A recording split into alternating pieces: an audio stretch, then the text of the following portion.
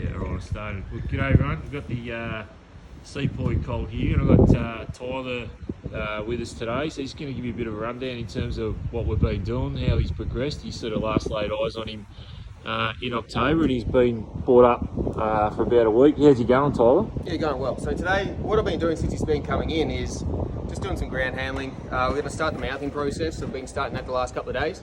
So just putting a bit in his mouth, had him understand to flex the pressure from the bridle with it, in his mouth. He understands to flex the pressure from, the head collar around his head, which is really nice. So we're just teaching the horse to understand to give the pressure, and also start to understand to move himself around when asked and get more control. So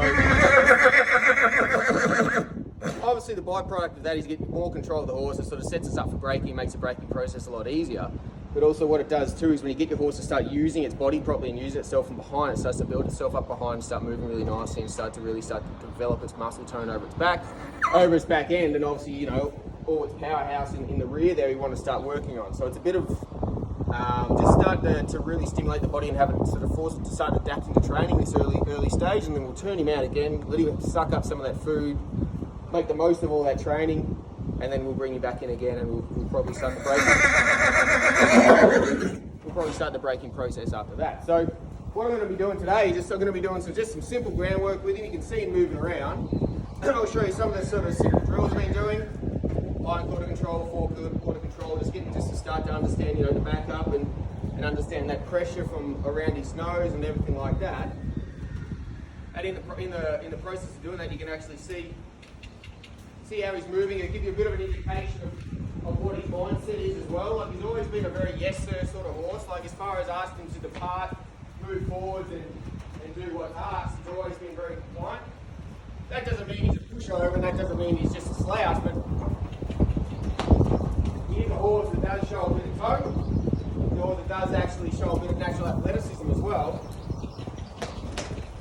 And I like how he's got a little bit of spunk about him as well. So you see, we're just going to move him around here. I'm just going to start bringing him in, tightening up that circle, move that hind quarters, he can use that hind quarters away, change direction.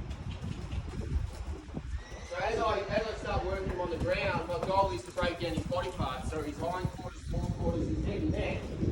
And through getting control of his body parts, we obviously get control of him, and we also get control of his mind too. So we give him a task by moving his body around, give him control, and him understand to start concentrating on the handler, and start to turn him into a bit of a professional where looking around here as he gets a head collar on him and gets put to work, he understands to switch his mind on and start doing what's asked. So if I ask him to depart into a can, I'm going to put my hand up in the direction I want him to go. I'm going to click, breaks energy, and just ask him to depart. If he wants to break down into a trot, I'll just ask him again. So as he learns more and as he continues on with his training, he'll actually understand to keep the pace that we've set and not break back into that trot. But early on here, he's done 10 days before, had a spell, and he's come back in for a few more, so he's still very, very early in what I've been doing with him.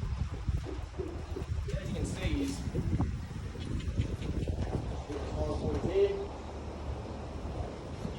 and go back the other way. So I'm using his hind quarters now, change the direction of him to go back the other way. So what I'm going to be doing now is going to be working his forequarters. So I'm just going to bring his head in, step in front of him, send him back the other way. So I'm looking for him now, keep it on his hind quarters and change direction. So I'm looking to start getting to engage his hind quarters, start rolling back on those hind quarters and pushing off. So this is just all that early sort of work, which I think will go a long way into getting to understand to start to use every part of his body and start switching on those muscles to get him to actually carry himself and work properly as he starts going more into his racing career. So as a horse, I'm liking how he's looking. I'm liking how he carries himself. I'm still looking his ass, looking down his shoulder and seeing how that muscle tone starting to develop. In here in the round yard with that heavy sand, it's really, really good. It makes him work. Makes him have to pick himself up a bit. Also through that sand, it's also low impact as well. So, we want to stimulate bone development, strengthening of that bone, also we're mainly looking for that muscle tone to start coming on, and for him to start, like I said, using every part of his body. So, bring him in here, sit in front of him. So you see, he's got a nice sort of sharp attitude about him. When you ask him to depart and ask him to move off, you see he naturally sort of rolls off that hindquarters, swings that forequarters around, and really sort of departs nicely, which is really good.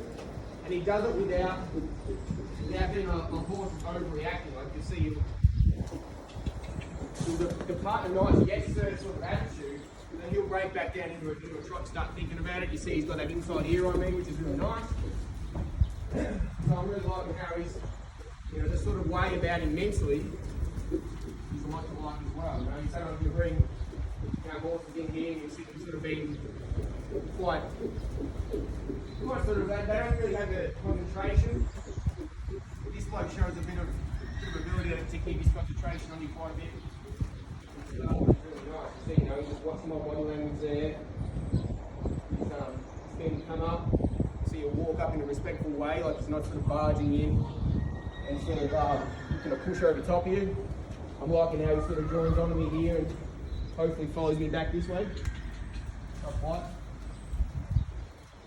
He's the sort of horse I like to work with. Like I said, his attitude's nice.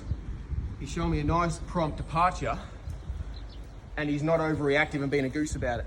So, looking at him physically and how he's working around me, you see he's starting to build up that muscle tone through his shoulder and his hindquarters. He's a nice bodied sort of horse, and he looks well proportioned. So, bit to like about him. I'm liking how he's developing, and it's going to be good this season to see what sort of horse he grows into. But so far, really happy with how he is, and really happy with how he's sort of switched on, which is really good.